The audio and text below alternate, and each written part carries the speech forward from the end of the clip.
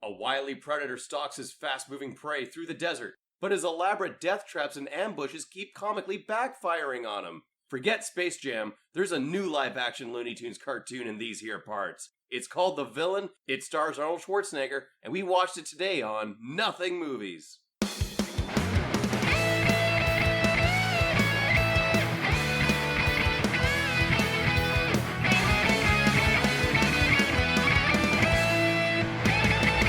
Hey, before we start, let's just give a quick shout out to friend of the show, Eddie Lamb, for composing that badass intro to us. End of the episode. End of the episode. End of the episode is when we do shout outs for the people who worked on the podcast. Oh. Yeah. You never given me a shout out at the end of the podcast. Because you don't do anything. So. Oh, excuse me, sir? Who housed us for the first couple of recording sessions? Who does all the fucking video editing? Am I giving you props for having a house now? For, like, living in a location? No, hey, someone's got to clean and maintain that apartment. No, we'll give a shout out to Eddie, but we'll do it at the end of the episode. Why not right now? Because that's what podcasts do. They give shout outs at the end of episodes. We just heard the intro music. We didn't do it at the start of last episode because we hadn't heard the music yet, but it's fucking badass, and thanks for doing that, Eddie. I thought 2022 was the year of hard starts. Oh, was it? First of all, we're not, like, rambling or anything. No. This isn't a ramble. This is a promotion to a buddy of ours. Hello, however you wish to self-identify, and welcome to Nothing Movies, where we ask the question, the fuck is this? It's the podcast where we go through an actor's filmography and choose 3 of the most anonymous and culturally untalked about movies that they've made, and decide whether or not they've got a certain something, or if they're just a whole lot of nothing. I'm Cass Lesgard. I'm Jameson Rafter. Today, we are continuing our trilogy on the Nothing Movies of Arnold Schwarzenegger with 1979's The Villain. But before we get into that, Jameson! Yes? Breaking news! Oh! Breaking Arnold Schwarzenegger news! Oh, is this about the car accident? This week! No, that actually is like breaking news. That actually is very, very sad. This isn't like an Arnold watch episode. That did in fact happen. No, he's had a busy week. He got into a car accident and and that happened and his divorce was finalized. Oh, was it now? Even though they've been separated for a while now. When did that nanny thing happen? Oh, I think that happened in like 2014. Don't quote me on that. All right, sure. I'll just assume it was. But yeah, all this Arnold Schwarzenegger news is sort of like falling in between. Like, we haven't even released our first Arnold Schwarzenegger movie as of this recording, yes, we haven't released the first one yet. So who knows? Like, yes, this is breaking news in terms of us recording right now. By the time this episode drops, Arnie might be dead. Yeah, who knows? Like, anything could be happening. I mean, God, knock on wood. Yeah, God forbid. He wasn't the one in the car accident that something bad happened to. He, like, rammed a woman, and, like, now the woman has injuries and Well, whatnot. have you seen that fucking car? Like, no. It's the exact same kind of car you would imagine he would own. It's practically a tank. Right. And I'm sure, like, the woman's car looks the way most cars would look at the end of an Arnold Schwarzenegger action movie. It's just in pieces. It's just a smoking husk. No, my breaking Arnold news was something that was far more lighter. Something that came up via Arnold Schwarzenegger's Twitter this week, the week that we are recording this. Arnold posted a cryptic photo that doesn't have any sort of explanation, that is just showing the big man himself in a new role that he will be taking on next month, February 2022. Arnold Schwarzenegger is Zeus. Ah, why? Yes, that is the question, isn't it, Jameson? Why is he Zeus? What project is this for? Is this for an upcoming movie? A biopic, perhaps, on Zeus? A cursory... Is it a long-awaited sequel to Hercules in New York, where he is now taking on the role of his father? No one seems to know, because there is no information about this photo whatsoever. Arnold just posted it to his Twitter, and there's no other information here other than Arnold Schwarzenegger, Zeus, February 2022. So we just have Most- to begin to speculate what that potentially could mean.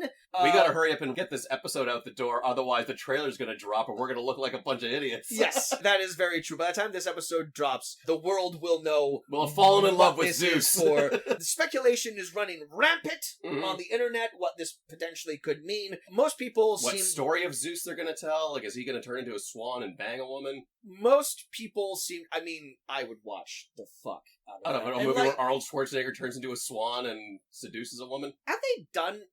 They haven't really done a Zeus movie. No, it's hard to do movies about literal gods. I guess Thor is I the was going to exception. point you. They made 3 very successful movies about a god, but yeah, I mean, and like all of like the Zeus adjacent material. This is going to be the first 20 minutes of the podcast, by the way. Yeah, strap in, folks. Just on Zeus, the Zeus is on the loose. all of like the Zeus related media all has to do with him as like a supporting character, you know, like Clash of the Titans. They're all about the Greek heroes. Disney's Hercules, but there's never been like a Zeus project Mhm. until now. Yeah, finally. Apparently. the world heard your cries, people. And Speculation seems to be leaning towards the fact that given that this is coming out in February without any sort of build-up or any page on IMDb like showing what it actually is, most people seem to have guessed by now that this is probably going to be a Super Bowl commercial. Oh, yeah. Which inevitably is sadly how it's going to turn out by the time this episode comes out. Hey, so mystery solved. It was a Super Bowl commercial. It was for BMW, and it was about Zeus and Hera moving to Palm Springs. Zeus, of course, was played by Arnold Schwarzenegger, and Selma Hayek was Hera, which is appropriate because Selma Hayek has always been a goddess in my eyes. Anyways, back to the show. But also, like, who knows? Like, after everything Arnold Schwarzenegger has done with his life, Mr. Universe, bodybuilding, Car crashes. acting, Governor. running the country for a while. State. Yeah, thank you. I'm in Canada, so Yeah, that makes sense here. That's such a Californian the person country of California. That's such a Californian thing to say, too. He ran the whole country. What, that I'm Canadian? Yeah. Yeah, that's a Californian thing to say. But after everything that Arnold Schwarzenegger has done, who's to say that at this stage in his life, he's in like his 70s, I think, like, who's to say that at this point in his life, he isn't simply running for Zeus? Like, he just, like, woke up one day and he's all like, who is Zeus right now? Who is currently Zeus? Yeah. So, like, what is a higher power that I can strive to? He could probably do it. He could probably attain godhood. If anyone's going to do it at this point, like, don't write him out. I could totally see him putting a call into his agent. It's all like, so Zeus. Yeah. Who is currently Zeus? And it's like, well, the 4th Thor movie's coming out. Russell Crowe's going to play Zeus in that. It's all like, no, I mean, like, actually, like, who is sitting on the throne of Olympus currently right now? Is it vacant? Are there thunderbolts that I can be throwing with my hands? I feel like I need to do something with my hands right now. Russell Crowe's Zeus? Russell Crowe will be Zeus in Thor: Love and Thunder. I believe it's going to be just a cameo. Just a cameo? Okay. That's a small role, but yes, he is listed in the credits for that. Neat. So yeah, we'll have 2022 will be the year of dueling Zeuses. Neither of them played by Greek men. Yeah, exactly. Maybe this is like a really long-form marketing campaign for the live-action version of Disney's Hercules, and they're just like slowly introducing character posters one at a time, and they're starting with Zeus. That would actually make a ton of sense. They might actually fast-track that based on the success of the Super Bowl ad. Like, that just makes sense. I am almost certain that there must have been at least one movie or TV show that has been based on a Super Bowl ad at some point. I can't think of an example right now, but the human Space Jam was based on the success of an Air Jordans commercial from the 90s. Pretty much, yeah. So, yeah, I wouldn't put it past them. Yeah. I don't know if that's a Super Bowl commercial, but that would be like an NBA Finals thing. Yeah. So who knows? Yeah. Who knows? He's got like enough like tenuous projects in development. We teased that we were going to talk about like the future of Arnold, but I think maybe we'll hold off on that until the next episode. Okay. But yeah, that was just some breaking Arnold news that happened this week. Breaking Arnold news. And I just thought it was... Get down!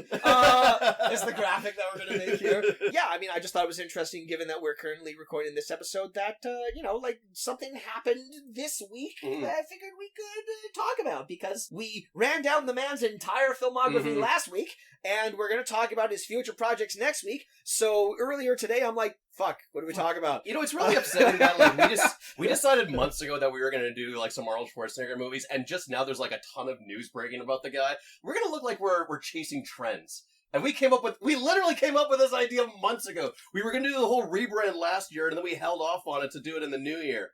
Fuck, that was my pushback.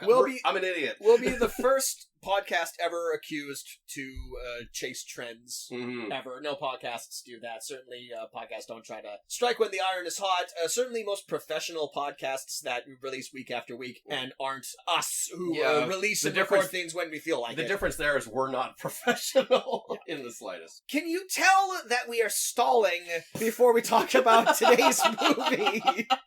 1979's The Villain, Arnold Schwarzenegger's fourth acting appearance. He had only done 3 things before this. Of course, his debut film, Hercules in New York. 1976's Stay Hungry, which we talked about last week, where he won the Golden Globe for Most Promising Newcomer. And a film that I neglected to mention, he has an uncredited, unspeaking cameo in a great movie, 1973, Robert Altman's The Long Goodbye, which is a Philip Marlowe detective story starring Elliot Gould. It is a great counterculture detective noir movie. It's like really fun. He just plays like an unspeaking goon who works for kind of like the main bad guy. He would just be like a nameless extra if he were anyone other than Arnold Schwarzenegger. At one point in time, prompting kind of nothing, the bad guy gets him to take his shirt off. And it's just like, oh, look, there's clearly Arnold Schwarzenegger in this scene. I don't think he does anything. He certainly doesn't say anything, but he's in it. Do we really want to consider that his third acting credit? That's what Wikipedia says. All right. He takes his shirt off and he flexes his muscles. I don't mean to diminish the work of like background actors and extras and everything, but I mean, come on. if he's not going to do anything in that movie, like, do you call that like an acting credit? Yeah, but when you're someone of the stature of Arnold Schwarzenegger and you have like a moment in a popular movie, it kind of grandfathers its way onto your CV. Yeah, or into like a DVD box set of the lesser known Arnie movies. 8 Arnold Schwarzenegger movies in one collection. You need to watch them. Like the first one is The Villain. The Villain. My God, that would be the most depressing box set in history. I mean, if that happened, that would be like an easier way for us to get movies to do this show. If they were all boxed into a box already for us, we have to like search this out. This movie is not available to stream anywhere, so of course we had to turn to our old friend YouTube and watched an amazing actually, of the movies we've watched on YouTube, one of the better qualities. Nothing to say about the quality of the movie. It's sort of like the inverse of it, you know? Like, as the quality is great, like just like the movie itself is just an absolute train wreck. Oh, yeah. Yeah. In between that movie, he'd also done like the start of his career in The Villain. He'd also done like some other random things. He, of course, did the documentary Pumping Iron. We talked about that and how much he likes coming. How much he likes to come. He likes to come in the morning. He likes to come in the gym. It's good. It's not that he likes to come. I was sort of like misquoting that quote. Let's just play it again. It's as satisfying to me as coming is, as having sex with a woman and coming. So can you believe how much I am in heaven? I'm like getting the feeling of coming in the gym. I'm getting the feeling of coming at home. I'm getting the feeling of coming backstage when I pump up, when I pose out in front of 5,000 people. I get the same feeling. So I'm coming day and night. I mean, it's terrific, right? So, I'm in heaven. Play it now. Play it live. Hear it for yourself, listeners, and you decide. Yes. So he's talking about how working out is the same sensation as coming. And, like, what's even grosser about the clip is if you go earlier, it's just him talking about how it feels to just, like, push his muscles to the brink and how, like, his skin feels all tight and there's, like, sinew moving under his flesh and everything. Like, frankly, that talk grosses me out more than Arnold just saying he's just coming all over the place. Yeah, I mean, it feels good to work out and to be in shape and all that shit, but it's not the same as an orgasm. Not in my experience. Yeah. Anyway. Not that it feels. Maybe I'm just doing it wrong. Not that it feels similar to an orgasm in my sense. Just the sense that working out feels good. In my experience, that is a false statement. But yeah, and the only other acting thing that he had done in between this time is he appeared on an episode of the TV show The Streets of San Francisco, which was the show that made Michael Douglas famous. A son of Kirk Douglas, the star of this movie, the villain. Of course, ironically, Arnold appeared on an episode in the 5th season, which ironically at that point in time, Michael Douglas was no longer on the show anymore. He just missed him. He just missed him. It's not like Michael Douglas was all like, who you should work with? My father, Kirk. You ever hear him? Ever hear of the guy? Hollywood royalty, yeah. Kirk Douglas. But it's a role that you might be passingly familiar with. It's ended up as somewhat of a YouTube meme. You can find it under the title Arnold Schwarzenegger Shakes a Woman to Death. Have you ever seen this? No, I don't want to see this. Sounds like a snuff film. Do you not want to pause the podcast right now and watch this clip that I've put on YouTube, and maybe I should have, we'll watch it later. How about that? Sure. How about this? We'll watch it a little bit later, because I don't really feel like stopping the episode time off right on my now. Sunday to come over here and talk about this. But yeah, you want to watch YouTube clips? Oh, whatever. As if we haven't done that in the past. As if we haven't recorded entire episodes that are just us watching YouTube clips. Oh yeah, the trailer episode. But we never went back to that well. It's like a procedural thing. I think The Streets of San Francisco is kind of like the CSI of its day. They're like investigating like a new murder every episode. Sure. So it's something of like a Columbo type thing. But in this episode, Arnold Schwarzenegger plays, surprisingly, a bodybuilder. Oh. And he's being interviewed by a female reporter, and she keeps giggling at his muscles, and he's trying to show him off and everything. Yeah. And then he's all like, "Stop it! You said you wouldn't laugh! Go on!" And he grabs her and he just starts shaking her, and then he storms out of the room, and she just dies on the couch. Oh my god. So To laugh. But you did. You think I'm funny, huh? You think I'm funny? Well, you got to admit, I mean, when you do that, you look like some big ape or something. Stop that! Stop this! That's not arguing! That's beautiful! That's what the body's supposed to look like! I'm not gonna stay. So you can laugh at me?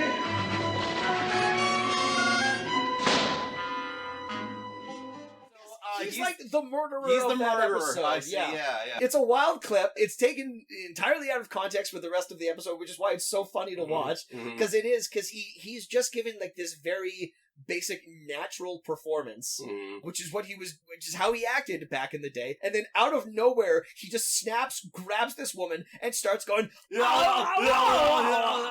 is the parody of Arnold Schwarzenegger that everyone does. So it's so alarming to literally hear him do it that early on in his career. Had to start somewhere. Yes, this was his first role after winning his Golden Globe for Best Newcomer. Conan the Barbarian was still 2 years away. Hollywood was like, there's something here. There's something with this guy with the impenetrable accent and the unpronounceable name. We gotta figure out something to do with him. Yeah. And so they hit on Comedy Western. Wacky comedy Western. Yeah. Which was a genre that was still riding high, of course, 5 years earlier with Blazing Saddles. One could argue the only comedy Western that has ever worked. Yeah, well, how many comedy westerns are there? Is that like an untapped genre? It's great that we finally got around to watching a western, but I wouldn't call this like a true blue western. And I just figure, this is just gonna ride the coattails of Blazing Saddles. Are you telling me there's an entire genre of comedy westerns? If there is, it is a very tiny genre, and none of them have really worked out necessarily. I mean, Shanghai Noon. That's one that was roughly successful. Sure, yeah, but I mean not current day, but I mean back in the day. Were comedy westerns a thing before Blazing Saddles? Interesting you should bring that up. The Villain was actually released in July of 1979, the same month as another comedy western that has been forgotten by time. Might actually make a good episode of this podcast at some point. It was released the same year as a movie called The Frisco Kid, Okay. Which is a movie that stars Gene Wilder and Harrison Ford. Gene Wilder is like, a Jewish cowboy? What? Just realizing Gene Wilder, of course, the star of Blazing Saddles. So he... Made by a Jewish man, yeah. He was trying to corner the market on comedy westerns for a while there, too. Huh. I don't know. I just got it because he was in, like, the only successful comedy western. Yes, exactly. Yeah. And he was trying to... Was Mel Brooks involved in the Frisco Kid at all? He was not. Oh. No. Gene Wilder made many movies without Mel Brooks. Oh, of course. Yes. But I mean, comedy western where the central premise is like a Jewish cowboy, you're not going to involve Mel Brooks in that? I guess Mel Brooks wanted to do his Blazing Saddles was many things. It wasn't really about Jewish characters. No, not at all. No. And Gene Wilder wasn't playing a Jew in that movie. I don't recall. I don't think he... If he was, that wasn't the joke about Could have been like a throwaway line, but I'm pretty sure he wasn't. Exactly, yeah. Mel Brooks will play the Jewish guy in all the movies. Will. He'll also play the Indian chief. Ooh, a topic we'll come back to. Yeah. White actors. The only other comedy western I can think of is the Seth MacFarlane one. Or The Ridiculous Six. God. So like modern day. So don't... The lesson here non-comedy. is stop making western comedies. Yeah. Because, like, god damn, they suck. Yeah, like we get it. The Old West sucked. You don't have to prove the point and double down on it with shitty comedies. Jesus, I forgot about The Ridiculous Six. That's embarrassing. Just that movie's existence. But the villain! 1979! Directed by Hal Needham, a stuntman, stunt double, and lifelong friend of Burt Reynolds, who moved into stunt coordination and second unit directing before directing his original screenplay, a little movie, maybe you've heard of it, Smokey and the Bandit. Yeah, which is just a fun romp. It's a dumb movie. It's extremely but it's not trying to be anything other than what it is. I only watched Smokey and the Bandit for the first time like 2 years ago, and it was definitely one of those situations where I had it on, but I was very much playing cell phone games while it was going up, because I was like, I don't need to pay attention to Smokey and the Bandit. I only watched it because a couple of years ago I went as Norm Macdonald, as Burt Reynolds, as Turd Ferguson for Halloween. Yeah. So I figured, I'll do some research here, and then like 10 minutes in I was like, boy, this is really fucking dumb. R.I.P. times 3. Yeah. Rest in peace, Burt Reynolds. Rest in peace, Norm Macdonald. Rest in peace, Turd Ferguson. That was shocking. What? Because Turd Ferguson was so young. Oh. Is this a bit? This is an abandoned bit. Abandoned bit, everyone. Abandoned bit! Women and children first! Yeah. The only thing that I took away from Smokey and the Bandit while watching it, while barely paying attention to it, I think part of the reason that movie was so popular, and like insanely popular, that movie was the second highest grossing movie of 1977. The only reason it wasn't number one is because Star Wars came out that year. But, like, think about that. Smokey and the Bandit made more money than almost any other movie released that year. And it took, like, the monumental success of Star Wars to stop it. Is that a testament to Burt Reynolds' star power, or Jackie Gleason's performance? I feel like it's... I mean, like, there were big Gleason heads going out for that, but like, I feel like that's more of just a testament to, like, where audience... What it was like in the 70s? Yeah, audiences were in, like, 1970. Like, believe it or not, like, there was a time at the box office where the movies that won Best Picture at the Academy Awards were the third highest grossing movie of the year. Now it's just superheroes and sequels. Yeah. And there isn't a single original movie anywhere in the pile. But you go further back into the 70s and the 80s even, like, Star Wars kind of ruined it forever for everyone.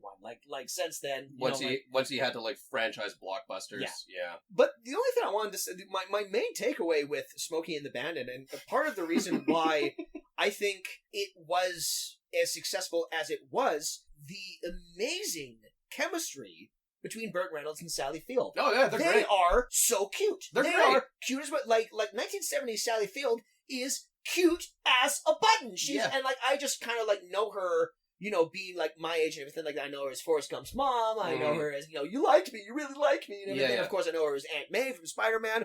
But like 1970s Sally Field was a fucking cutie, and she has like she hops into Burt Reynolds' car. And she's just like, hey, what's up? I'm along for the ride. And just all like, I love watching these two. They just their banter Yeah. is great. I love them. Well, play yeah, off- and Burt Reynolds was like the kind of guy that every guy wished he could be. Yeah. You know, like just like, you know, has this swaggering confidence, good looking. Yeah. And it was actual chemistry because they started dating, I think, before that movie, or either they met on the set of that movie, or they met before that movie, and then Hal Needham put them in the movie together. Either way, that's what really works about that movie. That's it's just fun to watch. The real chemistry is there. So yeah, that's Hal Needham's first movie. His second movie, he put into turnaround, immediately came out the next year, was Hooper, which is a movie about a stuntman, which also stars Burt Reynolds and Sally Field. That movie was also incredibly successful. It was the sixth highest grossing movie of its year. So, like, two bona fide box office smashes for a first-time director, one after another. His next movie was the next year, in 1979, and it was The Villain.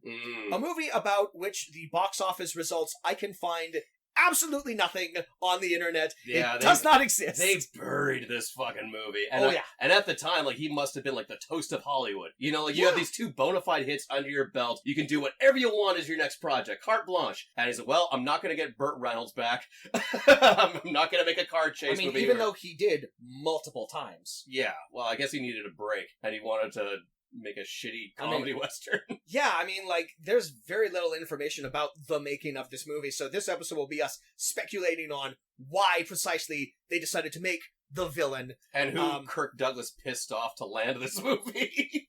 But, you know, like, a little bit more about Hal Needham. You know, after The Villain, he continues his run of decently successstroker dumb movies. His filmography after this is Smokey and the Bandit 2, Cannonball Run, Megaforce, Stroker Ace, which I have to remind myself is an actual movie title and not the porn parody, Cannonball Run 2, Rad, which is a movie about BMXing that he made in the 80s. Okay. And his final movie is a movie that went straight to video called Body Slam, which is a movie about wrestlers that stars Roddy Piper. Oh, yeah. So, knowing us, we might talk about that someday. Yeah, I think, like, whenever we gather movies on what we're going to do for WrestleMania, if we're even going to still do that. Yeah, we're doing that. Okay, that's not changing. All right, well... That's the one carryover from the old episode. But, yeah, like, that trailer will just come up and I'm like, oh, do I really want to watch this? Hard to find. We would have done it by now if it wasn't hard to find. That's a title for Hard to Find? Hard to Find. That's a great movie title. In addition to filmmaking, Needham was also devoted to breaking the world land speed record. His teammate... What? Yeah, that's what Wikipedia says. Oh, wannabe Chuck Yeager. His team made claims that they had broken the sound barrier in 1979, the year The Villain was released, so, like, who knows what else he was doing. Oh yeah, that movie just flew by, didn't it? Yeah. I find it funny that someone who was as devoted to speed as much as Hal Needham won, because he and Burt Reynolds also co-owned a Mach 1 racing team together. So, like, he was a stuntman, he did, like, car crashes and car races and stuff. He was obsessed with breaking the sound barrier and everything like that. It is amazing that The Villain, for an hour-and-a-half movie, feels like one of the slowest fucking movies I've ever watched. Like, there's no pacing to it whatsoever. Other random facts about Hal Needham: he and Burt Reynolds were apparently the inspiration for Cliff Booth and Rick Dalton in Quentin Tarantino's Once Upon a Time in Hollywood. Yeah, I read that. That's why he wanted to get Burt Reynolds as the Bruce Dern role. Bruce Dern character, yeah. And this is the most random thing about Hal Needham that I found. This is another YouTube clip that I'll show you later. And in 1977, Gabriel Toys introduced the Hal Needham Western Movie Stunt Set, which was like a toy set that they sold to children, which was complete with Old West Saloon, lights and props, toy movie camera, and a spring-launched Hal Needham action figure. It was highly collectible and only manufactured for a short time. How big was this guy? That he had like an action playset? 1977 was the year Smokey and the Bandit was released. So before that, he was like the toast of stuntmen. At the time, he was a hero. And might still be the most popular and well-known stuntman of all time. He was a celebrity stuntman. Wow. Like, people knew him. People, like, knew who he was. Like they Evel wanted Knievel. to get him. Yeah, they wanted to get him on sets. They wanted him to, like, work on their movie because they knew that he was, like, professional. But that surprised me, too, because, like, I didn't realize his celebrity was so high that he got a toy set named after him before he made his first movie as a director. And it was like licensed at kids. There's no George Lucas playset. There's no Steven Spielberg playset for kids. Well, there was like a PC game where Steven Spielberg. Yeah, Steven Spielberg would ask you to help. Yeah, I have that. Yeah? Yeah, well, work has this like media library, and as we're changing offices, it's like we can't take all this shit with us to the new office, so everything in the media library is up for grabs. And I found that, and I just, here's a weird fucking oddity that I'll just have around. I'm definitely familiar with that. I never played that. But it's got Quentin Tarantino in it as an actor. It's got Penn and Teller, and it's got Jennifer Aniston, and they're all like the actors in the scenes that Steven Spielberg will help you direct. Maybe there's a way we can somehow do an episode on this. Tarantino as an act. Rarely do you kind of like baffle me with news, Jameson, but like that's wild. I didn't know about that. Yeah. That's crazy. Yes, there was no George Lucas playset. George Lucas did eventually... He gets an action figure. He gets an action figure with him and his family, and they're all aliens or some shit. Oh, lovely. Because there's, like, the character, his, like, background cameo, and I think, like, Revenge of the Sith, where he's, like, a blue guy who goes to the opera. Mm. Yeah. Him and his entire family, apparently, in that scene, and you can get, like, the George Lucas family collection thing. I don't know. I don't know enough about this. Anyway, this is an episode on the villain. Yeah. Which is, to boil it down to its barest essence, a live-action Looney Tunes cartoon. 100%. Yeah. Down to the use of the music. Of the Merry Melodies theme right at the very end, yeah. Some sound effects, which is weird because not a Warner Brothers movie. This is a Columbia picture. Oh. So I don't know what the fuck the story is there. Maybe that's why it got buried. Legal fees. Sure, that's possible. It's a fairly anonymous movie, given the fact, much like last week's episode, Iron Mask, it is known by different things in different countries. Mm-hmm. In the UK and Australia, it's known by the alternate title of Cactus Jack. It was the titular villain. The villain. The villain, of the title. Yeah. The villain, and what a menacing character Cactus Jack is. Yeah. No, he's an incompetent boob. Well, we've put this off for long enough. Jameson, what are your overall takes on the villain? I mean, it's a garbage pile. It's their attempt at doing live action cartoon shit. It's a human adaptation of a Roadrunner episode for a generous 40 minutes, and then the rest is just, Ann Margret hitting on an oblivious Arnold Schwarzenegger. He was a virgin, and he was just like too innocent for this world. He was like, he had the what's the expression? He had the heart of a lamb, and he was strong as an ox. But that's the expression, sure. Well, not the expression. It's whatever. He wasn't interested. He was just like literally named handsome stranger, and Margaret just wanted to bone him. She's always saying shit like, "Oh, my handsome stranger, you're so brave," while she's like caressing his arms and like showing off her cleavage and hiking up her skirt and all these other things just to get his attention. But the one takeaway and the one saving grace I will say about this movie is, for a big a piece of shit as it is, Kirk Douglas is an absolute pro, and he probably hated the material, but by God, he's going to show up and he's going to hit his marks and he's going to deliver at least a performance where it looks like he's going to give a shit. But he apparently did the majority of his own stunts in this movie, and he was like 61. Damn, good for him. Yeah. I mean, which is interesting, given the fact that this movie is directed by a stunt person. Mm-hmm. I mean, like, he could have, like, Hal Needham could have subbed any Kirk Douglas looking motherfucker in his place, but Kirk was all like, "No, I'm gonna do it." Yeah, get in here. There's that one scene where he's like rappelling down the side of a cliff, and like, as someone who has rappelled down the side of a building, good on you for just running at it. Good for him at his age to just, I don't even know if he had like a full harness system on it. He just did it. Well, it was the Old West, so they didn't have carabiners back then or anything. It was just a rope, and it's tied to a tree, and the other end is in the mouth of a horse. That's right. And like, it's the thing that frustrates me so much about this movie is that it's such an easy fucking layup. This should be such an easy fucking, to keep the sports metaphor going, which I use all the time. Yeah. Let's see if you combine two different sports. It's such a layup. It's just an automatic touchdown. It could be a hole in one. Like, this should have been like a slam dunk. It should have been a home run. It should have been a touchdown. Mm-hmm. It should have been a goal. Sports bomb. I'm like, what's the hockey one? Goal.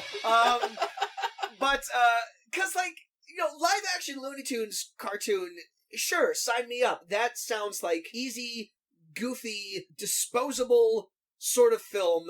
It's pure popcorn, but like, it should be fun. It should just be like fun, goofy escapism. Mm-hmm. And this movie is just so desperately dull and boring And cheap. Well, As it is, like, the villain is trying to intercept handsome stranger played by Arnold Schwarzenegger as he escorts the Lady Charming, who's Charming Jones, who's played by Ann Margret.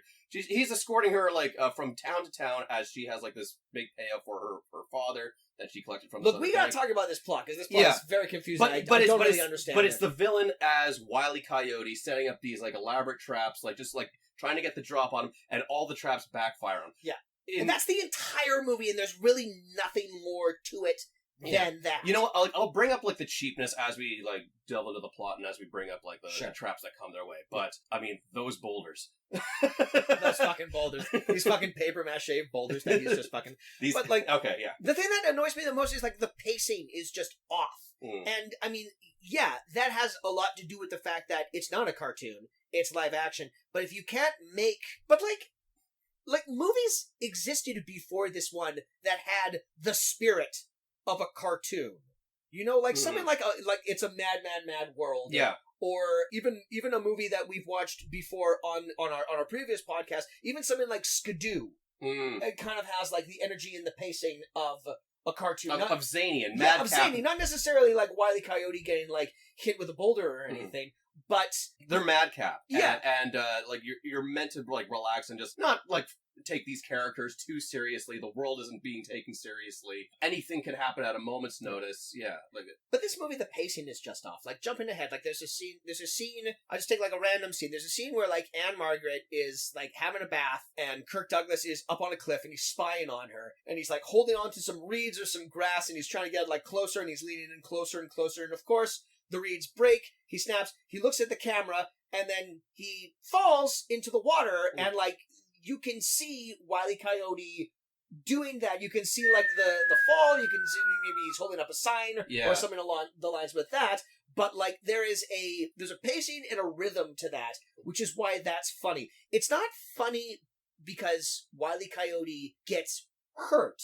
It's funny because Wile E. Coyote got hurt, and there was a certain rhythm to it. It came at a certain time in the cartoon where it was either fast and unexpected or there was a huge build up to it and then there was like a satisfying payoff. Yeah. And that's why we laugh at Looney Tunes cartoons. This is Kirk Douglas like loses his grip and then he slowly falls off the cliff in slow mo. Like they actually slow it down in the movie, so he's falling even slower. And then he like falls into the water, and then there's like a reaction scene where Ann Margaret's like, "What was that?" And then what's the payoff to the joke? Kirk Douglas is like, "Oh, I fell into the water," and then he gets up and he runs away, and that's the gag, and that's every gag. Yeah, it's less a tribute to the Looney Tunes cartoons and more of a let's see if we can recreate these Wile E. Coyote bits in live action. And they do some of the bits verbatim, and it is death. Yes, and because like we've all seen these, we know what's going to happen next. You anticipate the joke coming a mile away, and then it happens, and it's not funny because it's not visually interesting. Yes, and we don't give a shit about any of the We're already talking about it, and this like a gag will come up. He's painting a tunnel on the side of a wall, and my reaction is just, oh fuck! They're doing this. Jesus Christ! And look, we can go. And I'm not looking forward to it because all right, they're gonna go through the tunnel. Yeah, and he's gonna run up to the tunnel. He's gonna hit the wall. Yep, they do that. Okay. Yeah, and it's so obvious, and you're trying to replicate the Looney Tunes thing, but like things work in a cartoon, they don't work in live action. When Kirk Douglas is painting the tunnel on the side of I can't believe they did that. It's obviously paint, and it's obviously paint on stone, or I guess like whatever they made that fake rock cliff out of, or whatever. It doesn't match. It doesn't look like a tunnel. It works in animation because in animation you can give it little details, and it can look as realistic as like the cartoon physics will allow it to look. In the real world, you can't just paint a side of a wall black and expect people to believe that's an actual functional tunnel.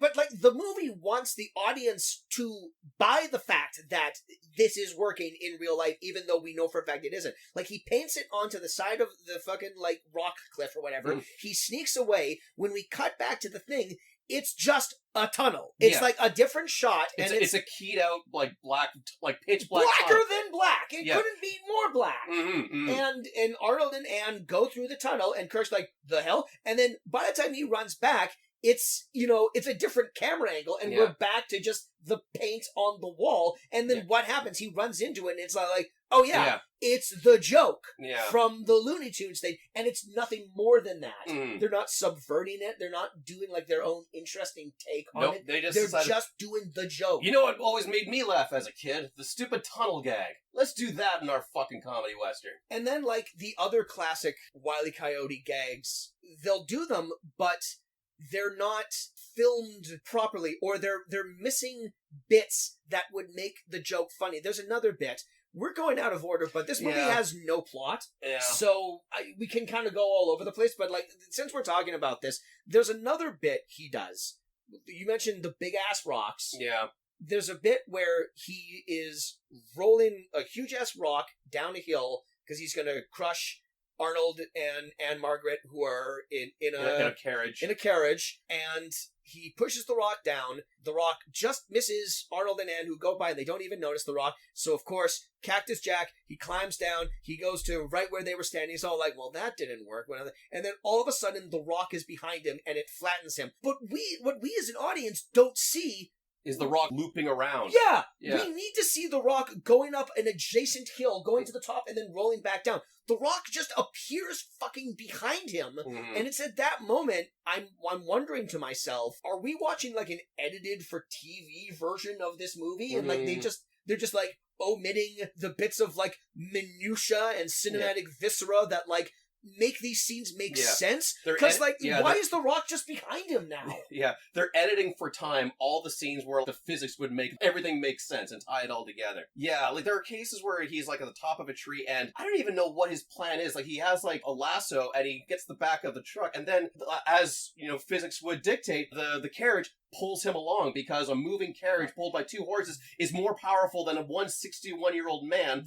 So like what does he think is going to happen? He thinks he's like, by sheer Kirk Douglas will, he's going to stop like this moving carriage from the top of a tree? I mean, he was Kirk Douglas. He was a hell of a man. I can do my own stunts. I can stop a horse-drawn carriage with my bare hands. They must have thought Kirk Douglas getting dragged behind like a horse and carriage was hilarious, because they do that joke no less than 3 times in the movie. They must have thought that was the height of comedy. But speaking of the height of comedy... if that's what they thought the height of comedy was, that says a lot about this fucking movie. Alright, so what happens in The Villain, aka Cactus Jack? So, but before we do that, should we take a total pee call? 45 minutes 45 minutes in? Well, we haven't brought it up before then, but we'll take a little pee break, and when we come back, we'll continue to talk about the plot of The Villain. Lucky you, listener. We won't. Are we taking an actual pee break? I need to take a pee break. Oh, okay, alright.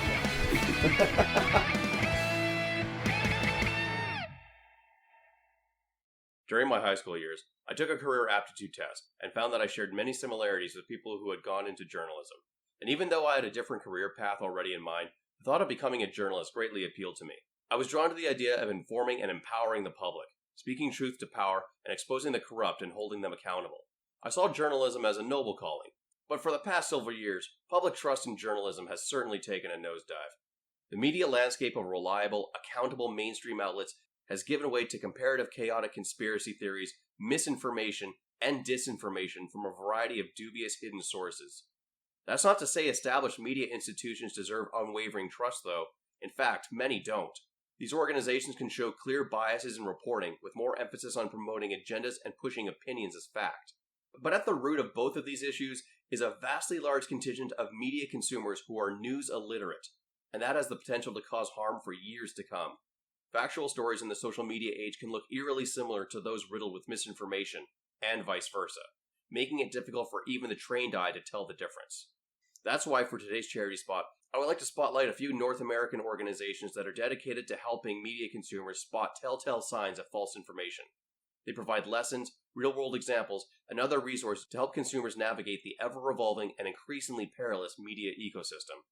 These organizations include the News Literacy Project, which teaches young people how to think critically about the news they are consuming so that they may better decide for themselves what is factual and what is not.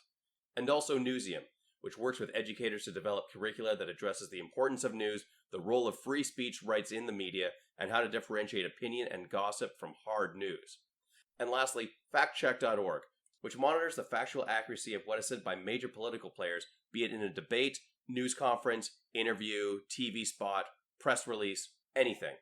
If you would like to support any of these non-profit organizations, please do so by following the links shown in our episode description.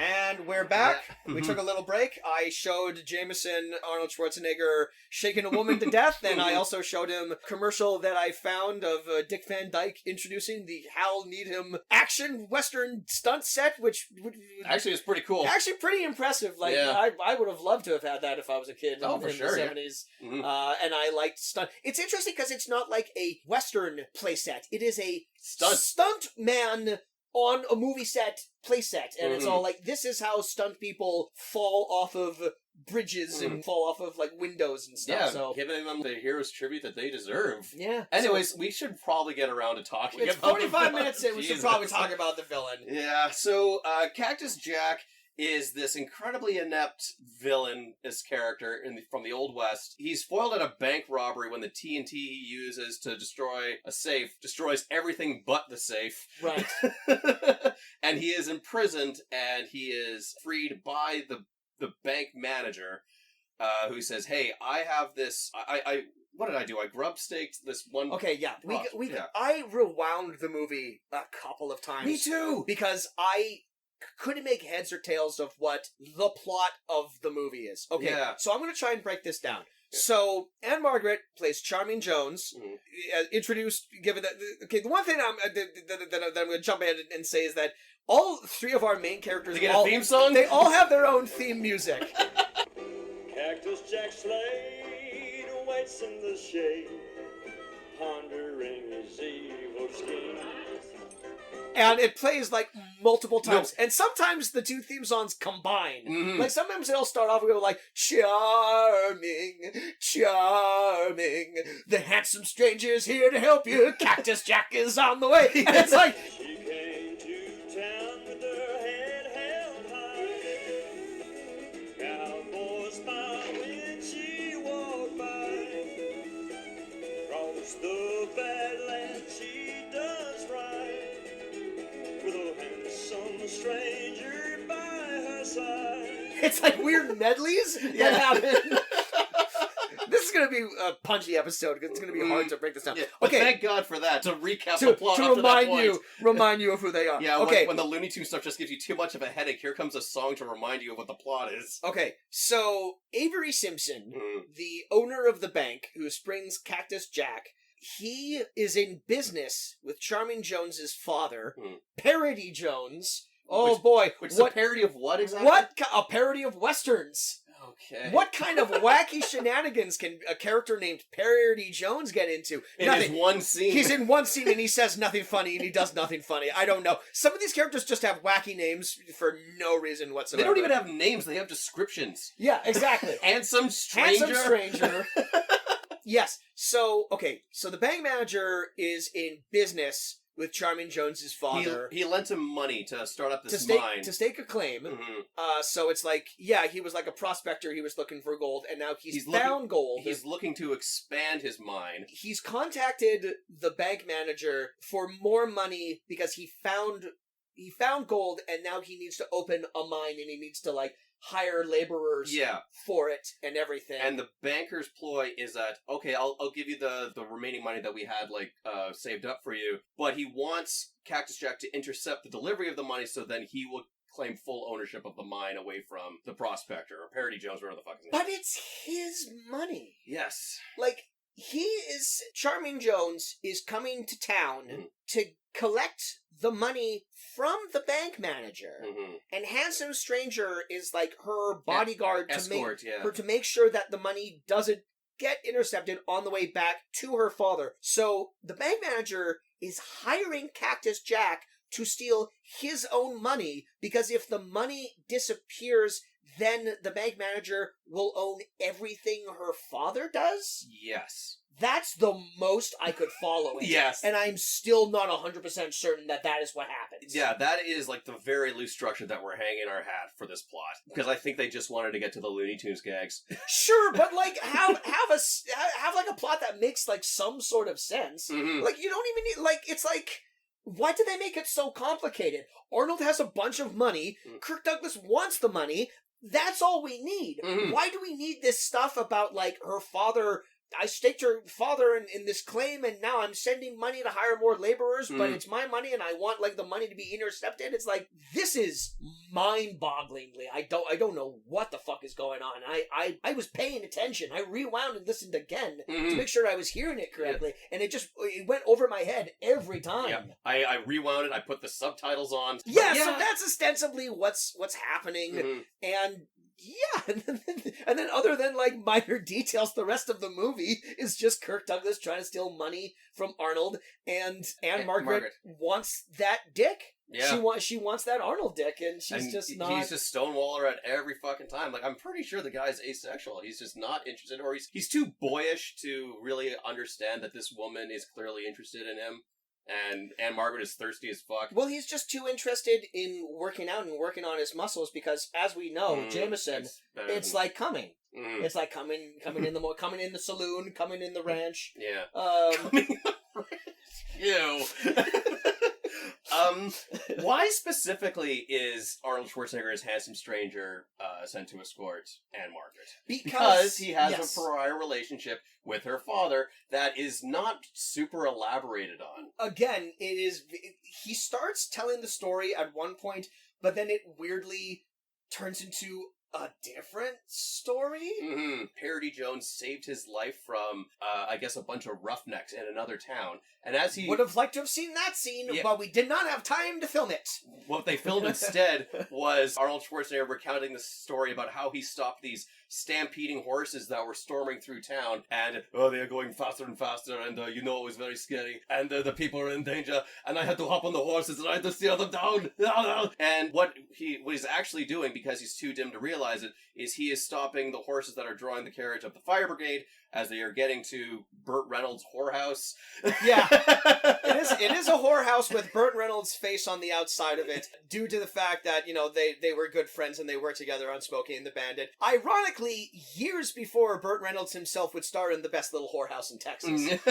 So I guess this is where that seed was planted. This scene, this is like the scene in this movie where I want to talk about Arnold the most. This is what's kind of interesting. This is the interesting revelation from this movie, is that Arnold has never been accused of being a great actor, but what I find interesting about his role as handsome stranger is that he brings... like, he's not on the same vibe as everyone else is. He's not, like, on Kirk Douglas's level, where Kirk Douglas is being wacky and he's mugging for the camera and he's jumping up and down. He's buying into the material. Yeah. Arnold is very natural in this movie, which is what makes the scene kind of funny. When he's telling the story to Ann Margret, he's very conversational. Like, look, I know I've brought this up a lot, and I'll try to make this be like the last time that I bring it up. But it's funny because it reminds me of the same cadence he has when he's talking about coming in the gym and he's coming in the thing. It's very, because like it's matter of fact, and and there's sincerity to what he's talking about. You're recounting the thing, and you're all like, then I jumped into the horses, which is like our hokey Arnold impression way of doing it, but it's a little more like he's all like, yeah, there were these horses and they were going fast, and I had to do something about it, so I saw a whole bunch of crazy horses running down the main street of the town. And so I finally realized that these were runaways. And, so I jumped on my horse and I chased them down the street. And as I ran after them, and it was like crazy. The hoofs were beating on the ground and they were going faster and faster. I was getting faster and faster, catching up with them. And the problem really was that there were children and women and old men in danger on the street, And I kept going fast, and it was really a dangerous situation, and I tried to save them. Oh, so you risked your life to try to stop them? Yeah. I mean, I do this every day. I try to do the right thing. Oh, how wonderful. So I kept running and running after them, and finally I did catch up with them. Very matter of fact, yeah. He's playing the scene like he's just having a beer with some friends and he's just like catching up. He has this very laid back, natural way of delivering dialogue, Mhm. and it doesn't work in a wacky cartoon Western comedy, Mhm. but this is why I'm, like, curious to maybe check out that drama he did, like the Stay Hungry movie, Mhm. because he's not a terrible actor. No. He's not. He has a naturalism to his voice Mhm. that makes it sound like he is just a guy talking to another person. Mhm. Which, when you're in a movie, you need to do, like, a little more, like, heightened than that. Like, Well, certainly in a movie like this, where Yeah. like he's playing a very sincere, but what he needs to like buy into the character a little bit more. Who I assume is supposed to be like this, like, oh shucks, grinning dummy, and he's not. Like, he's very natural in his delivery. So yes, he's like, he performs it well, but he's not performing to the material well. No, and the other half of the time he just looks like a deer in the headlights. Like, he's Yeah. not like, why am I here? Why am I dressed like the Lone Ranger? Why am I in this baby blue pantsuit? Why am I turning down this hot woman's advances? Yeah. Kirk Douglas. Mm. Outside of Spartacus, do you got any other Kirk Douglas movies that you've seen or have opinions on? 20,000 Leagues Under the Sea. Yeah. Yeah, I That's saw. the other one that I feel like a lot of people saw, because that was the Disney one. Yeah, You grew up and- with that yeah, one. but no, not really. You need to be into that era of Hollywood Mm. to appreciate the movies that he did Mm. of the time, stuff I like... understood that he was a big star. He was a big fucking deal. Oh yeah, no, he was massive, and I'm honestly trying to think of... I will not run down the Kirk Douglas filmography, because that will be... we will be here for Yeah. like 2 hours. He just did too many things, and they're the majority of movies that need context, or, are like, like famous stuff like that. But I just wanted to run down his career to see if he did anything remotely like the villain. Mm-hmm. There's too many films in his career to go over all of it. Like, he didn't do a ton of comedies. Like, Yeah. when he was in comedies, they were a little more, like, sophisticated than this. Mhm. So, the villain truly is... At his wackiest. Something that he had never done Mhm. before. And He's pretty good in it. I think he, I don't know. I Maybe think it's he just- understood the assignment. Okay. But the movie lets him down.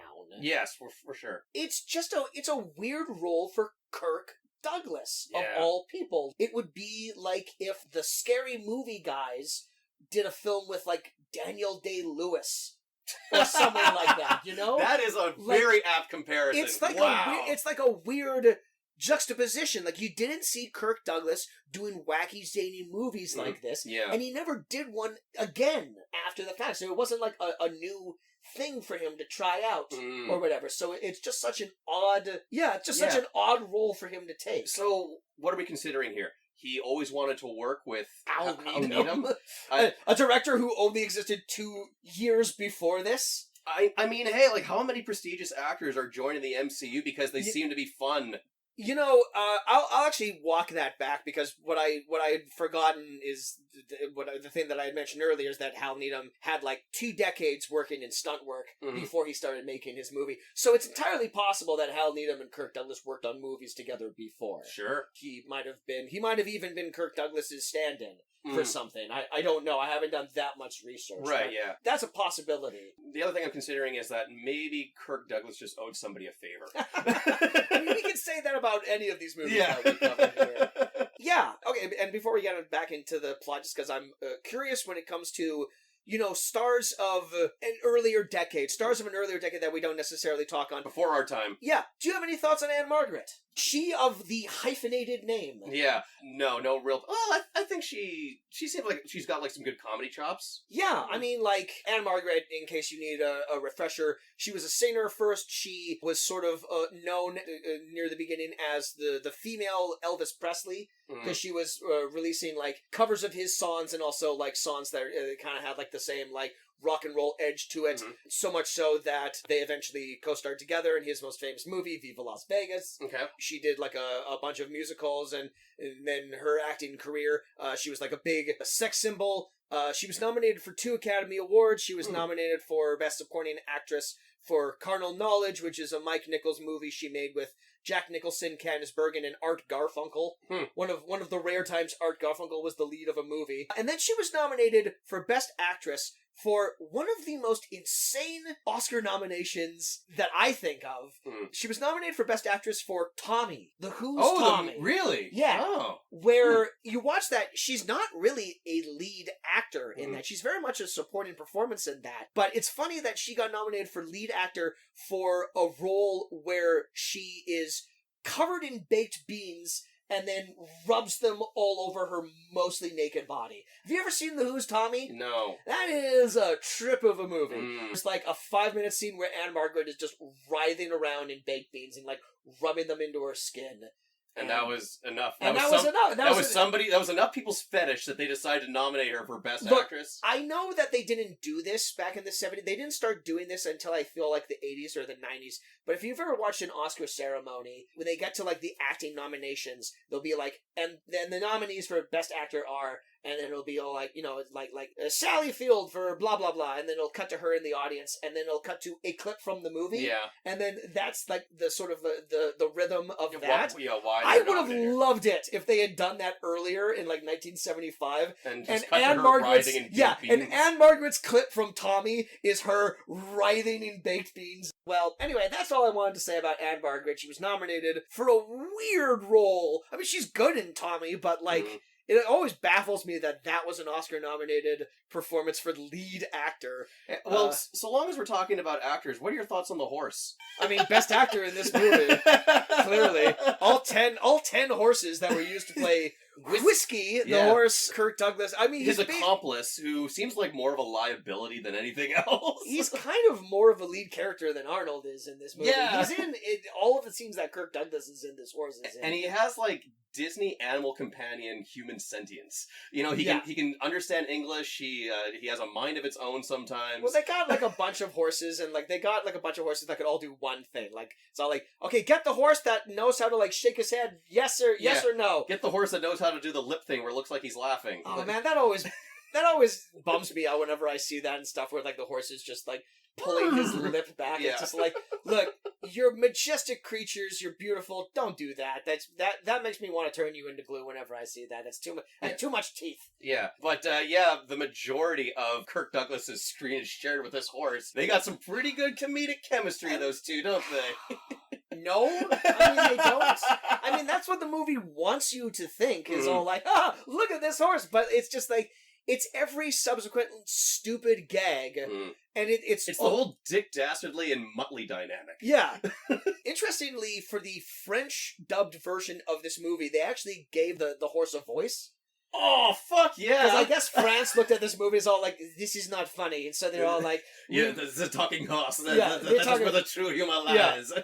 Which is something that I would not feel out of place in all versions of this movie. Just having having Jonathan Winters be all like, woo, or something like that. But like every gag with the horse is all like, all right, Whiskey, I'm going to do a thing, and I'm going to cast a thing, and I'm going to need you to do this one thing. And then the payoff is all like, the horse didn't do the thing. Yeah. The horse is somewhere else. I'm going to tether this rope to the other side of the cliff. Here, horse, hold this end of the rope in your mouth and keep me supported in the air. Oh no, the horse dropped the rope. Who would have thought that would be a thing that happened? On to the next scene immediately. The editing in this movie is so fucking terrible. Too. Yeah. Like, he'll set up a gag, the gag will fail, he'll get hurt or embarrassed or some way, and then he'll be all like, oh man, what am I gonna do? Oh, what am I gonna do? Hard cut to him somewhere else on the back of the horse. Yeah. It's all like, oh, all right, how much time has passed? Where are we now? Not enough time. We gotta go. We gotta keep going. How much time does it pass between like when Wile E. Coyote is, out of traction and then back in the desert, shut down the Roadrunner, right? That's what their logic is going for. Cactus Jack is immortal. Yeah. Look, he would have to be. It's pointless to like nitpick these things in the movie. Like the setup of like the Roadrunner cartoons is that the coyote will try to kill the Roadrunner. He'll get horribly hurt. And then we will see, like, time will pass, and he'll be, like, reading a book. Yeah, or he'll be, like, manual. He'll be ordering a machine from Acme or something, and he'll open it, and then he'll have to build it, and then he'll have to do the thing.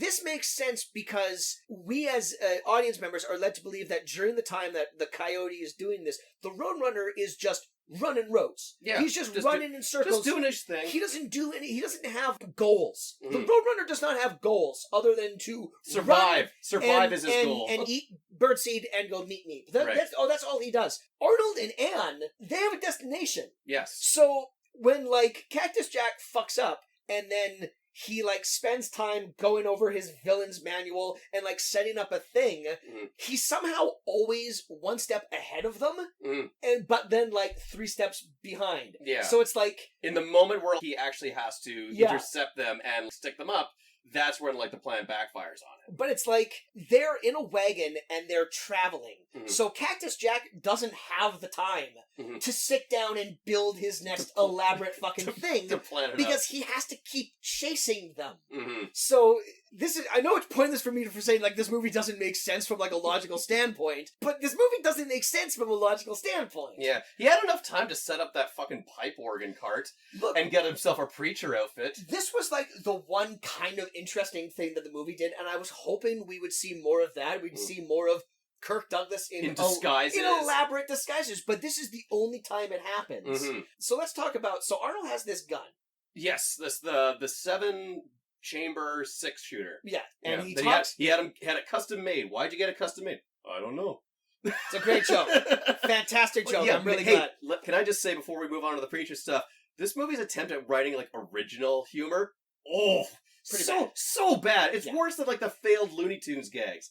This is a painfully unfunny movie. That's the thing. It's like you'd think they want to hang their hat on like the slapstick gags of the Looney Tunes stuff, and that doesn't work. So okay, well maybe we can like fall back on like clever patter or like one-liners, like snappy one-liners. No, the movie doesn't have that either. It really makes you appreciate stuff like The Naked Gun and all those good Zucker brother comedies because yes, the slapstick madcap shit is very well done, but there's also like some clever wordplay. I mean, perfect example, Jameson. That's a movie that feels like a live-action cartoon. That's a movie that, like classic comedian O.J. Simpson.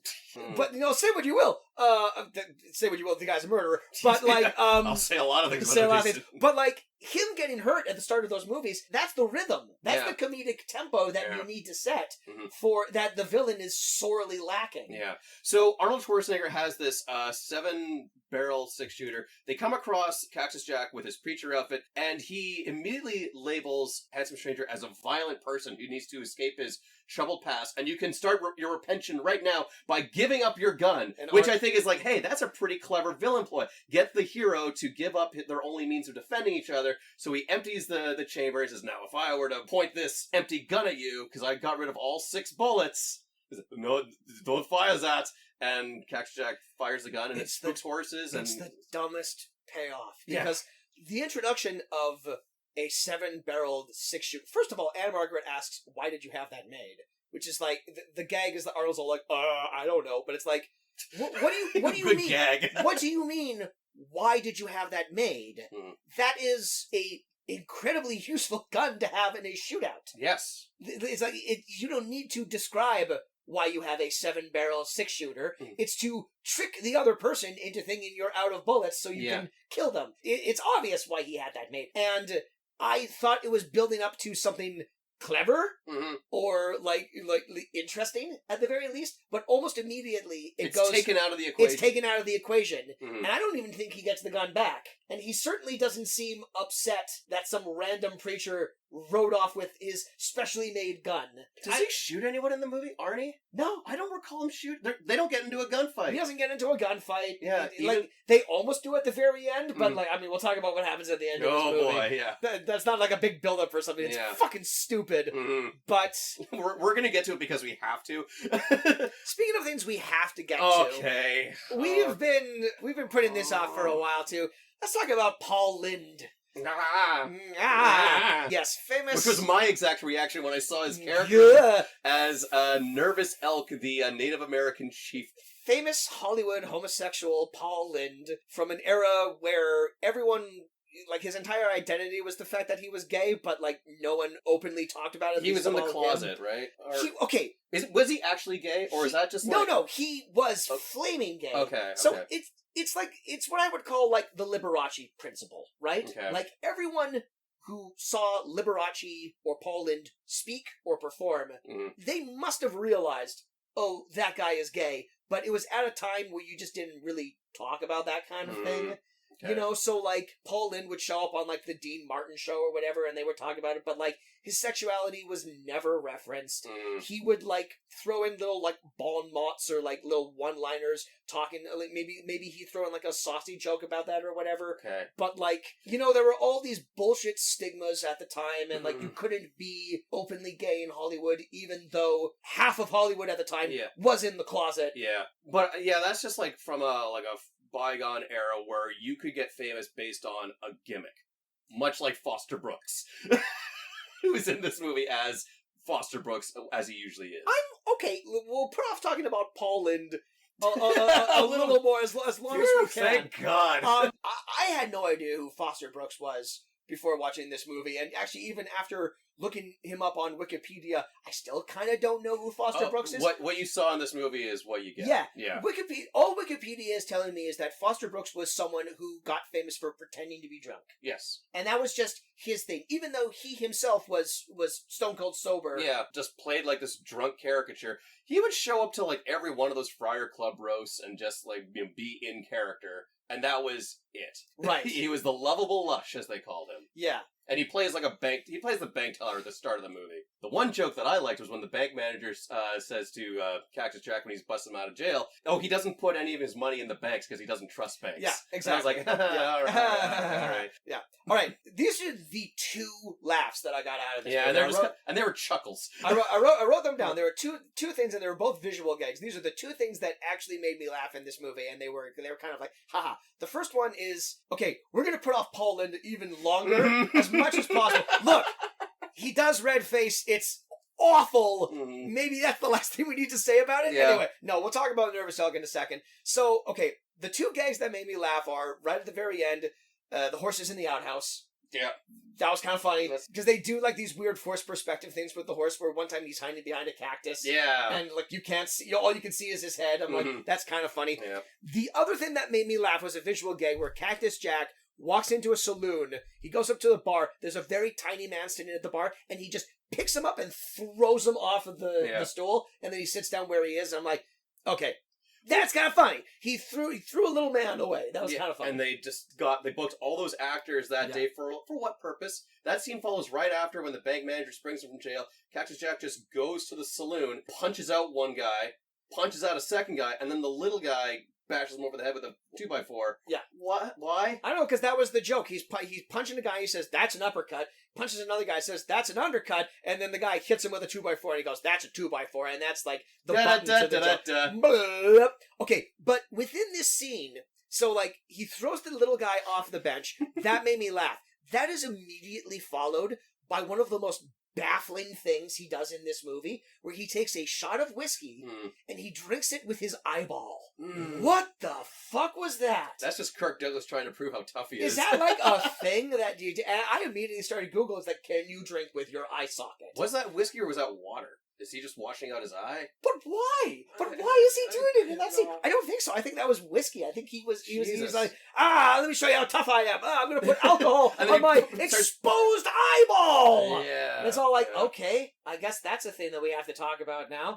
Anyway, so yeah, Nervous Elk. Yeah, Handsome Stranger and Charming have to cross through Indian County. That's the movie's words, not mine. And yeah, I guess Cactus Jack has like a prior relationship with the Native Americans, and they... But also the banker hired the Native Americans to spy on Cactus Jack.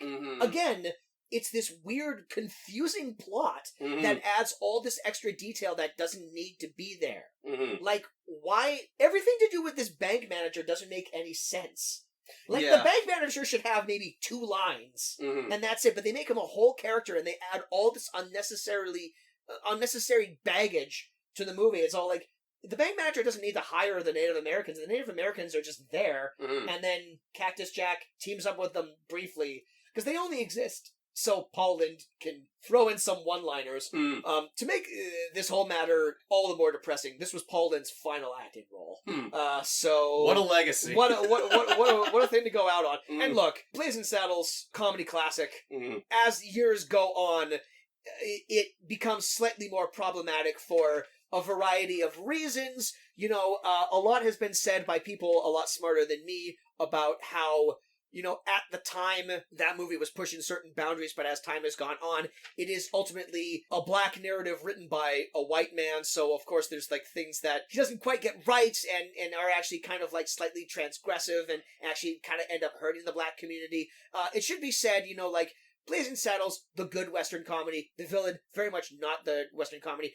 Both of them do have a white man in red face. Yeah. And that's not great. No. I mean, they even have the line, something or other, this is gonna send back the Indian 50 years. I'm like, no shit. It's pretty bad. Like, they're chasing Charming and Handsome, which is the names of these fucking characters. Yeah. They're chasing them, and then there's literally, like, a line in the sand where Indian County ends, and, like, the I guess, like... They're out of their jurisdiction. They're out of their jurisdiction. And, like, the line that made me cringe more than anything is one of the Indians... Sorry. Native Americans. The movie is calling them that, yes. One of the Native Americans goes across the line... And Paul Lynde yells at me, goes like, go back where you belong. And it's all like, fuck, man, don't say that. Yeah. That's not good. No, not cool, the villain. Is that all that's all we have to say about Paul Lynde in this embarrassing, offensive thing, right? Yeah, most of the lines surrounding this guy, I'm not even going to repeat the things that they say about white women. No. Yeah. Oh, God, no. Yeah. No. So moving on. It's as bad. It's as bad as you're imagining. Yeah, as bad as you think it is, it's worse. Let's move on, shall we? So, are we at the end? Like, what else? Are we mercifully at the end? What else happens? Like, we've talked about all the gags. I mean, there's nothing... There's a couple of things we could talk about. Kirk Douglas wakes up in a bed next to a pig at one point. Sure. There's a stuttering guy at the train station ticket booth. That is country singer Mel Tillis, who also did all of the character introduction songs. Oh, really? Throughout this. Wow. Yeah, that's a dumb fucking character. He has a stutter. That's funny, right? That's just there so they can have an excuse for he and Arnold Schwarzenegger to be like, hey, you talk funny. I talk funny. Yep, that's it. That's the joke. Did you find it funny? Good. Moving on. That's the movie.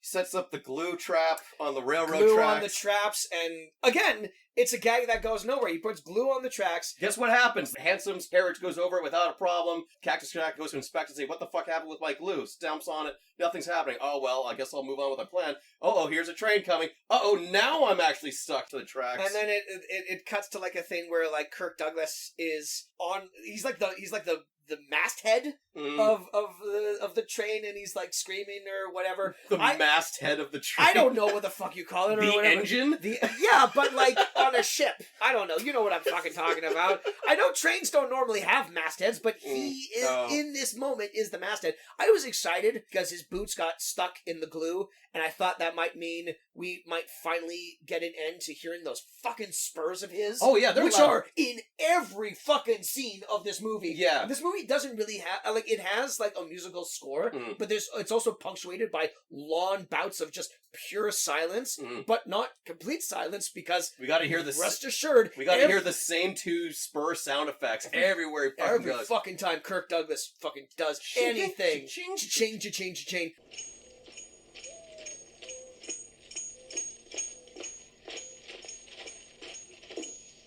I'm so tired of it. All right, yeah. So let's just cut to the end. The end. So Cactus Jack, he gets to like some farmhouse, or is that like the mine? I don't fucking know. He gets there before Handsome Stranger and Charming. He finds all the gunpowder or the blasting powder, and they speed ramp. Yeah. So the one time they're doing the tempo of a cartoon, where he's like running back and forth between the two things, and they speed it up, and he's even got like a little lift in his legs, and it's all like, okay, yes, finally.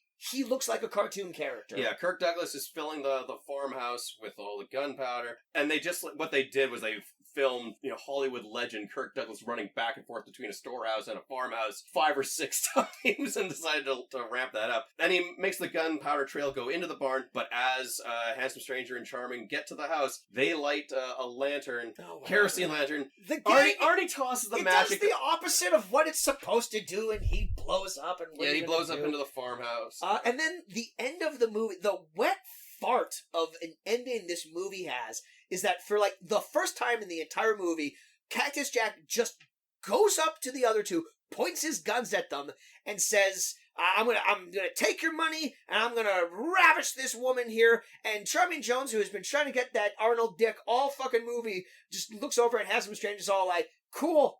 I'm into it. This guy's a fucking simp, and I'm fucking like DTF. I thought like she was trying to use like her feminine wiles on this guy to diffuse the situation. No, she is straight up into the idea. Yeah. Cause it must have been a while for Charming. She is DTF. Yep. And then without any follow up on whether or not the money got to the place where it's meant to go, or if any of the other like minor things this movie has set up like follow through. Ann Margret just kisses Kirk Douglas and he does a whole fucking Daffy Duck.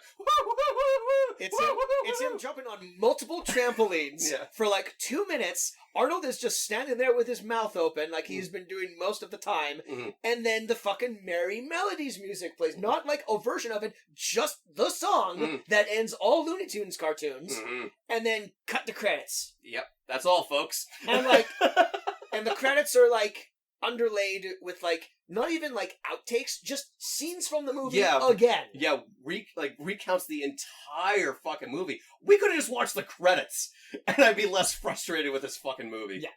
God damn. An hour and 29 minutes, not even a full hour and a half, and it's just like yeah, there you go, that was the villain. Did you like it? And everyone universally... collectively said no. Said no, not really. That really sucked. Not at all. Yeah, that was remarkable. So I guess now comes to the point of the time in the podcast where we ask Jameson, does this movie have a certain something, or is it just a whole lot of nothing? This is a whole lot of nothing. This is wisely forgotten by time. Yeah. There's a reason why this is not spoken of in Arnold's filmography or any of these actors' filmographies, really. Like, you could hear the tone of her voice and just how frustrated we are watching this movie. It is painfully unfunny. It's boring as shit. It's confusing. This is one of the worst fucking movies I think we've ever watched on our however many fucking podcasts we've done. Well, of nothing movies, this is so far the worst one we've watched because it is 2. Yeah. But I mean, like even a lot of the actors seem bored with this. Ann Margret by the end of the movie. Is it like when they're in that? I wrote this down. Yeah. When they're in that shack filled with like the gunpowder and everything, Arnold looks over and is all like, "Excuse me, ma'am, isn't this dangerous?" And she literally goes, "I don't give it. I don't care." Excuse me, ma'am, but isn't it kind of dangerous to have blasting powder in a house? Really? Don't care. I mean, like that was an outtake. That was something they caught her on camera saying to the director, or like, "Hey, like, Cut, you're saying this line." It's meant to be that she's tired of being with Arnold because Arnold isn't into her sexually or whatever, but it just reads as Ann Margret, the actor, just being all like, we're almost done with this, right? I've got nothing to do in this fucking movie. Been riding on this carriage, my ass is sore. I had like some IMDb trivia that I was going to say at the end here, but we kind of brought it up over the course of the episode. The one thing from IMDb trivia, I want to reiterate that IMDb trivia is user generated. Anyone can submit something to IMDb trivia. The one thing that I wrote down verbatim, just because I liked the idea that someone felt that they needed to submit this to the trivia to let everyone know. I think I know what it is, but you say it. The meaning and relevance of this movie's titles, The Villain and Cactus Jack, are that they both refer to the name of the film's central antagonist character of Cactus Jack Slade, played by Kirk Douglas. No way! Oh, wow. What? I mean, like, well, knock me over with a fucking feather. Is that it? The thing is like, it's subtle. It's subtle if you're not paying attention. You know, if it wasn't spelled out for me like that, I never would have guessed that. Wow. Clever. Pretty fucking clever. So that was The Villain. Yeah. Directed by Hal Needham. And I'll tell you, this movie needed a lot more ham. What? God, is this what having a stroke feels like? Holy fuck. Possibly. Alright, so that's 2 movies down. 2 movies down. This is off to a great fucking start. In the trilogy of Arnold. And gosh, and we still don't know how to end. Oh yeah, we said we were going to talk about that. We still don't know how to end the show. But listeners, if you have a way that you would like us to end the show.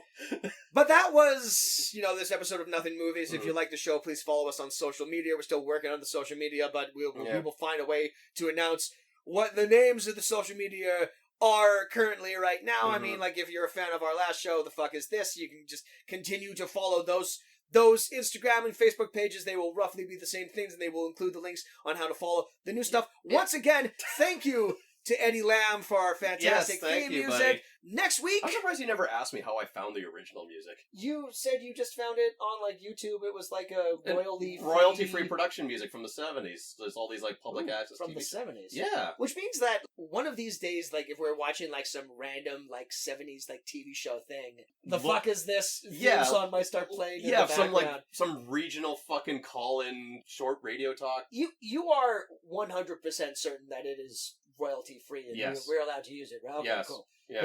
Because did you like write down what the name of that tune Nope. is? Nope. No. And it's lost to time now. Yeah, I couldn't even find the link now if I tried. Which is why we're now branding it as officially the Nothing It's ours Movies. now, baby. It is, yeah. It's like squatters' rights. All right. Next episode, we Mm. are capping off our Arnold Schwarzenegger trilogy by delving into his stab at serious dramatic acting. And we will be doing it with 2013's Maggie. That's right. Arnold Schwarzenegger made a zombie movie recently, within the last decade. Does anyone remember it? I barely remember. I barely remember. When I said, "Oh yeah, so we're doing Mandy, right?" And I was like, "No, that's a Nicolas Cage That's the movie." Nicolas Cage movie. That is certainly not a nothing movie. Yeah. People seem to know that. Mhm. But next episode is Maggie, and then we will be wrapping this up, and then we will be on to our next actor, our next trilogy. It's Nothing Movies. There's the podcast you were listening to, Yeah. and I'm Kaz. And I'm Jameson, as usual. And we'll be back.